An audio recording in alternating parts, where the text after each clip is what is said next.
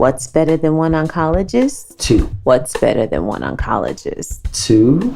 What is better than one oncologist? 2.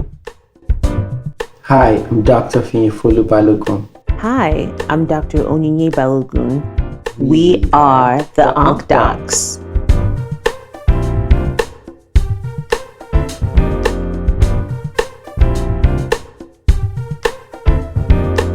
Cancer is rising worldwide, and it's nearly impossible to find someone who has not been affected by this disease. This podcast is dedicated to sharing the stories of those affected by cancer and educating the general public about this disease.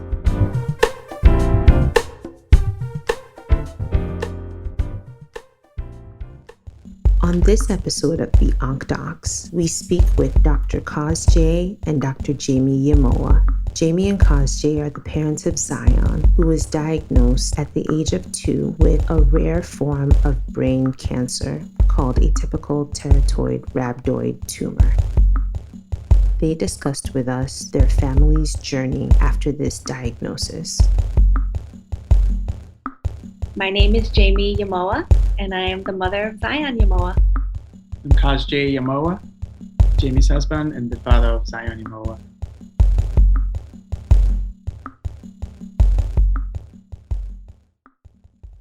So Zion was a very dynamic, energetic young boy. His eyes just lit up the room. His personality was just very, pleasant and very enjoyable. You wanted to be in his presence. He was just always very fun to be around. Life was great. Life was good. I was finishing, residency, looking for a job. And in fact, around that time, I'd actually already signed a contract, to come to Tampa. And so it was good. We're figuring out what life is going to look like. And it was, in hindsight, I think 2 weeks before his actual diagnosis, we noticed that he was probably going to bed a bit longer, taking naps a little longer, and had a bit of an unsteady gait. But it wasn't apparent at that point. But it became real apparent to me when Jaymi actually brought up to me that he probably had some problem with his, when he was putting his hands together to pray at night, he could tell that he had some motor problems on his left hand. Motor problems is when someone has trouble moving parts of their body.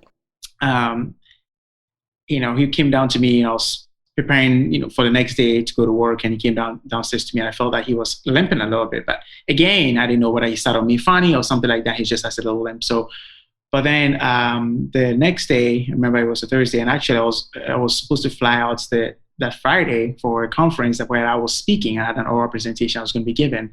And that Thursday, I was downtown, and Jaymi came over and she had some appointment for her knee, and so I decided to hang out with the kids, which was Zion, who it was just before his third birthday at that point, and Zoe L, who was his younger sister, and she was barely 16 months at that point. And so I got him in the back of the car, and I realized that there was something off.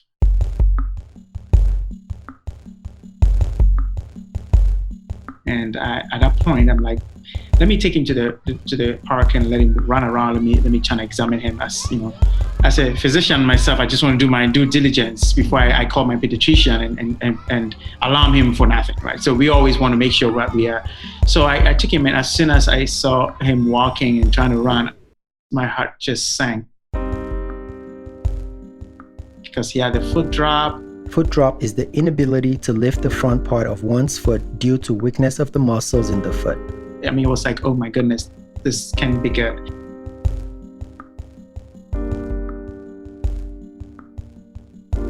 And at that point, I was telling myself, oh God, I'm hoping that this is a viral infection or something that will just pass and he'll be fine.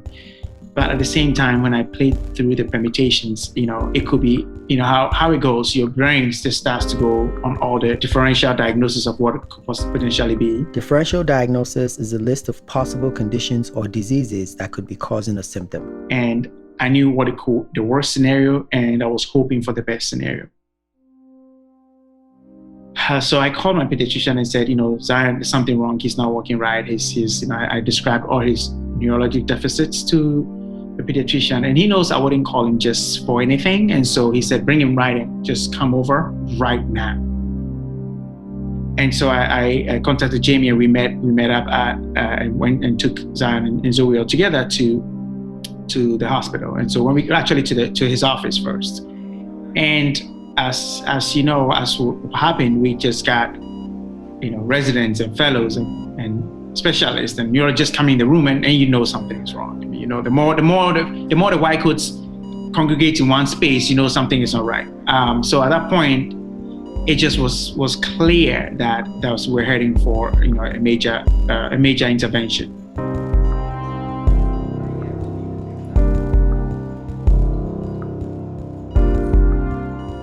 And so we got picked up by an ambulance to go to a major hospital to have surgery done there. So we left the pediatrician's office, and that same day by 4:35 p.m. So we were in the emergency room, waiting for evaluation to determine what the next steps are. So at that point, it was clear to me that I'm not traveling the next day for any conference. I began to make calls to cancel it and reschedule things. And so by 7 p.m., 8 p.m. that night, he had his first CAT scan. And I remember the radiologist or whoever that was came over and said that, it's not looking good. He has about an 8 by 8 centimeter tumor in his right frontal brain. What they thought was a tumor. He said there are multiple calcifications in there, and I told myself, well, that could be a good thing. He says, no, not so much, because it looked pretty aggressive looking, and that we have to do an MRI and so on and so forth. Now, hearing that for the first time, it's almost like unreal. I want it to be one of those benign. Benign is a non-cancerous condition. Large tumors that gets removed, and he goes on to college and graduates and whatever. And we can say, oh yeah, when he was 3, he had this tumor that got removed. Mm-hmm. That was my prayer, and that was my hope. Because I was always saying, hey, 90% of the time, that's what it is. 90% of the time, that's what it is. And we're going to be in that big bucket, right? We always tell ourselves that, right? But that wasn't the story after his MRI. We didn't get the exact report of the MRI, but he had to go into the OR that night, and we had to begin to reorganize our life, calling family and friends, and just getting Zoe all situated, because we had a 60-month-old that needed to be taken care of, and Jaymi was not going to leave Zion's side. So I was the runner. I was doing the running around and trying to get things done. And so come the next day, he underwent a 5-hour surgery. And that wait in the waiting room was the longest wait of our lives, just waiting and just hoping that, it's all going to be fine. And I remember the surgeon coming out and calling Jaymi and I into his office and saying that it looks aggressive, but he said the presumptive diagnosis was ependymoma. Ependymoma is a brain or spinal cord tumor that is often treated with surgery and has a fair prognosis, with about 60% still alive by year 10. And at that point, I looked at Jaymi and I said, oh, that could be good. I mean, that's, we'll deal, we'll deal. He said there was a lot of bleeding. They had to do a transfusion. There was he started talking about some sort of a breach in the left ventricle. The ventricles are spaces in the brain that contain fluid to bathe the brain. They are physically separated from parts of the brain that contain nerves for performing what we think of as brain activity. I started getting a little worried. I'm like, I don't like the sound of that. But he said, well, you got everything, So I'm like, okay. So he was admitted to the ICU, and man, this little boy woke up like a champion. He woke up looking for food. He had no neurologic deficits. We felt like we're out of the woods. He was bouncing back, playing with his superhero toys, and he was just back to normal. He was just weird, and yet he has a JP drain in his brain, and it's oozing, and he's just Zion. He's just living, So obviously we have to wait for the final pathology, and that's when I started to get the actual reports of the MRI. And by that point, I was God being so good. I had finished with all my required electives. I was really graduated. It was just a matter of all my, everything with that was required was done. But it was basically just some electives that I had to finish up. So I spoke to my program director in my chair, and he said, listen, take time and be with your family.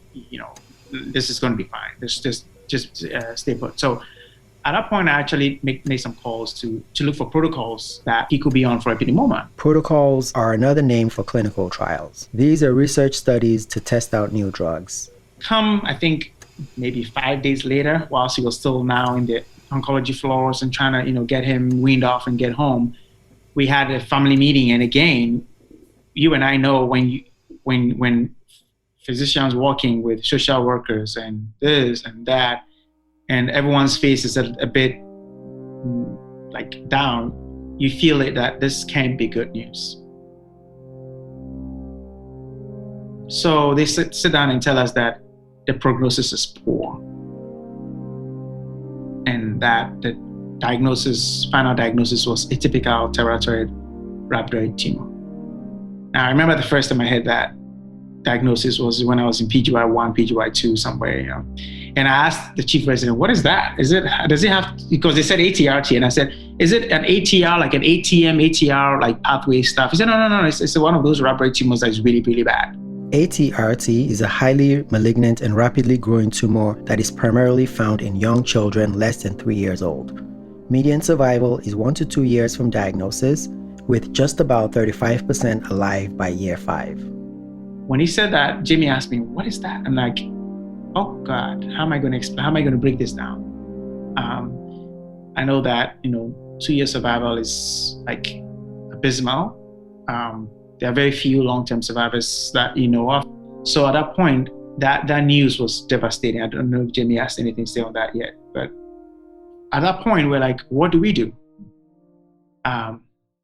I made a few calls, and we had a clinical trial going on, and that I felt like that's the only option. He needs to go on a clinical protocol because there is no standard of care for this. He's had his surgery already. He's going to get his 14-day post-surgical MRI. We'll figure out what is in the cerebrospinal fluid. And in the meantime, I'm going to make the calls with people I know, and maybe we can get into a clinical protocol. And we got into a clinical protocol at St. Jude, and that was where we went. So at that point, I was living in Philadelphia, finishing, residency, signed a contract to be in Tampa, and living in Memphis because we had to relocate there. So I was living in 3 states in that phase of our lives. And I can tell you, I was flying back and forth and trying to figure things out. And by the way, Oni, I'm sure you appreciate this. I was about to take written boards.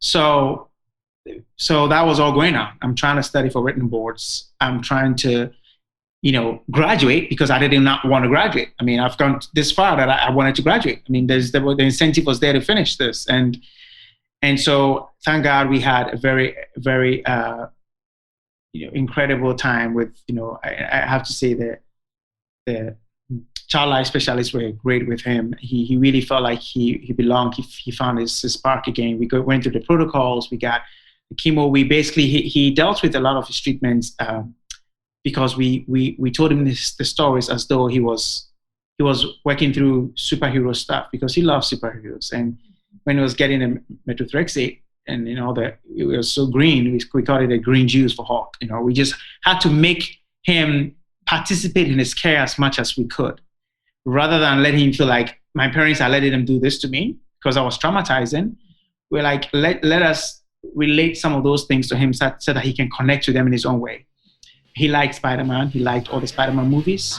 So anytime he went into a CT scan or MRI, I told him that it's one of those machines that makes Spider-Man strong and makes him, fight his foes. And he's like, okay, if that's what it is, I'm going to do this MRI, I'm going to do this CAT scan. And we had to find ways of just connecting with him. I mean, when he even got his port, we called it the Iron Man thing, so Iron Man has the whole thing on his chest. We told him that was what it was, and that's how he made him stronger, and those were the things that we could get him through. And he loved those stories. He could identify all his medicines with something that was supposed to really make him stronger. As much as, he really had a hard time going through some of the, chemotherapy schedules and the nausea and the vomiting and the tough times, I think we were able to allow him to really participate in his care as much as possible because he was barely 3 years old. And how much does he know about? He was, apart from immunizations, he wasn't sick, so the hospital is a foreign place to him. It's supposed to be my workplace, but that's not where he lives, right? And I think the hardest thing for me was when he really wanted to leave the hospital, and we said, you just can't leave. You are immunosuppressed, you just can't leave. And said, I want to go to the playground. Fast forwarding a little bit, he went through his treatment, and he basically had his 3-month scan. Actually, he had a six-week scan that was clean. So we believe that everything was fine. He got through his cycles of chemo. I think we had an 4-month scan after his initial cycles that seemed great. And so he was supposed to have focal radiation and then be done. And then he goes on maintenance.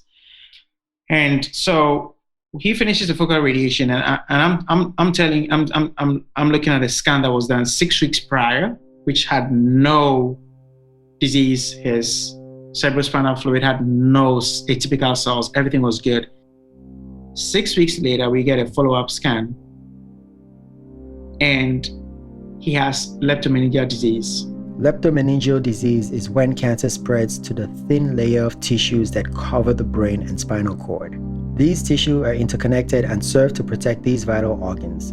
So when we see cancer in them, the prognosis is very poor. All over. And I mean, when they came, they actually aborted the lumbar puncture. A lumbar puncture is a procedure whereby some fluid from the spinal cord is collected and tested. In this case, it is to check for the presence of cancer cells, but it can also be used to test for infections. Because once the MRI report came, they said, there's no point. There's no point doing LP. So they came to tell us the news, and that was the second worst day of our lives, and it still is.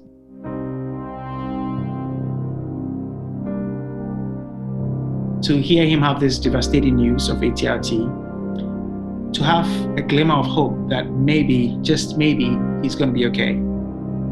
After all he's been through, the chemotherapy and all that surgery and then radiation and then everything pretty much, and have to look at his scans. I remember looking at it with a radiation oncologist at that point, and I stopped counting. It was just, I'm like, it's just like cotton wool and just all over. And yet I'll look at him and he's running around. And so I'm looking at the MRI, I'm looking at him and like, this doesn't even make sense. How can such a boy who's playing with every toy and is just running around have such a terrible scan? Like, is this real? I'm praying, I'm hoping that maybe they picked the wrong scan. Maybe it's a switch. Maybe something, just give me some glimmer of hope that this is not our son. Like, this is not a scan. So at that point, we knew that, our options were limited, and we came back to Tampa to just, see what else was available. We were looking around for all kinds of studies. And I have to say, being a physician myself, some of the things that really bothered me was how difficult it was to navigate the treatment options and the available options for this specific disease. We had other things like leukemia and, other conditions have so much to offer. And I'm looking at ATRT and it's just so hard. And I'm like, what should parents do? What should lay persons do? I'm an oncologist, for that matter, and I'm struggling. Like, that's not right. The resources are scattered, the information is not exactly coherent, and it's just difficult to know where to go, what to do. And so right in that moment, we still knew that something needed to change, even when we were in the battle.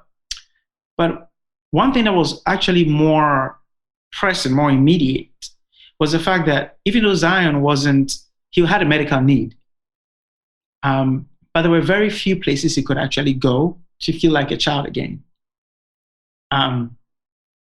Most of those places had to be a special needs environment, including even the church we would find to just go and, have a time of worship. It was hard because there was no child care that could sustain what the needs he had. And we found one, about in Memphis that was a godsend, that we were actually able to send him there because his nurse actually was there and was part of that special needs environment. So we felt confident. But right there and there, we recognized yet another need in the special needs, in the medical needs, particularly in the medical needs community, that is lacking, that there is nothing that can, or very few, let me put that way, very few places or activities that they could do that they would feel like a normal child again. On July 7th, 2016, he eventually passed.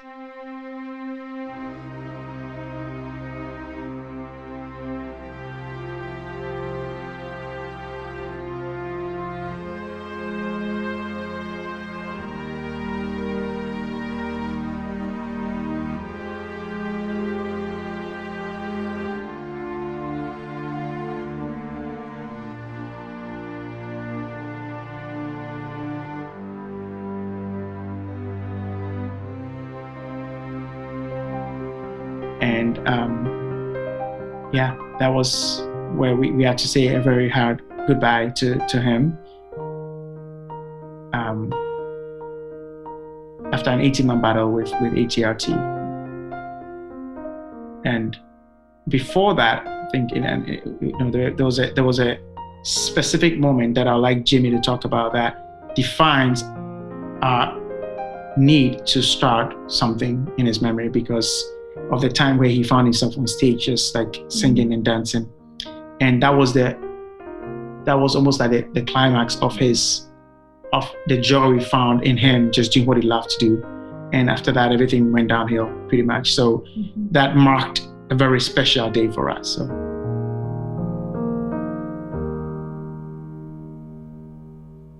The memory that he's talking about is a time in April. So just a few months before he passed in July. So April, he was having difficulty. He was not able to walk with his full strength. He was using a walker on occasion. But we were connected to a church here in Florida, and the church was very invested in his story, in his journey, and they knew how much he loved superheroes. So they were planning to have a special event called Superhero Day. And they wanted to time it just right with what Zion was going through. So they moved it up in the calendar and decided to have Superhero Day, where all the children at church could come in costume, wear their favorite superhero, and they were going to dance on stage to an amazing song that said, "Nothing is impossible." And they made flyers, and you could invite your friends and your community to come to Superhero Day. And Zion held on to that postcard for the whole time that the event was being promoted, whether it was 2 weeks or a month, I don't know at this point, but he was looking forward to Superhero Day. It was like his ticket. He did not let go of that postcard. And he had to decide what Spider-Man costume to wear, because of course he had at least 3 of them. And he was so excited. He was so pumped for this day. And the day came and he wore his costume and we wore our capes and we invited our friends. And Zion got on stage and he sang and he danced. Nothing is impossible. And as a mama, anytime you see your child on stage, I mean, your heart just bursts and soars and it's incredible. But for this mama who was looking at her boy, who was going through such a hard time and was so feeble. I mean, one, I was terrified he might fall off the stage, but I was so just overjoyed that he was having that moment to shine and that we got to see it and we got to capture it. And there were photographers and, you know, it was a moment in time that everything stood still. And it was Zion's moment. He got to sing it out and sing it proud. Nothing is impossible. And he brought our faith from here to here. He brought it up. He brought it up through the roof with his songs. And I never imagined that I would be speaking at my son's memorial service. But when that time came, there was no other thing that I would do than to talk and to share my son through my eyes. And Kosj did as well, and he sang. But I had to say, my son fulfilled his destiny as a worship leader. Our son led people to worship. He led us to worship. His journey brought us closer to God through music because he loved music. And the songs that he sang, I mean, they were so timely. And even if they were songs from Daniel Tiger, from the cartoons, it was so spot on in such a way that it was as if God was speaking through him to us, that everything's going to be okay. Even in death, everything is okay. Everything is going to be okay because God is with us. And God is with Zion. And Zion is with God.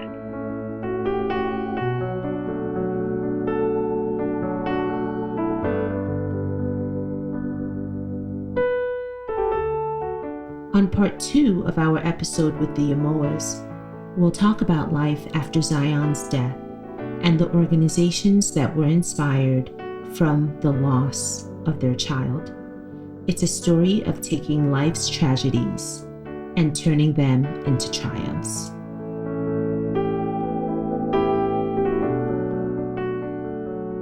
This podcast was produced by Steve A. Williams.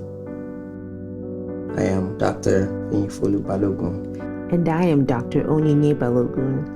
And we are the Ankh Docs.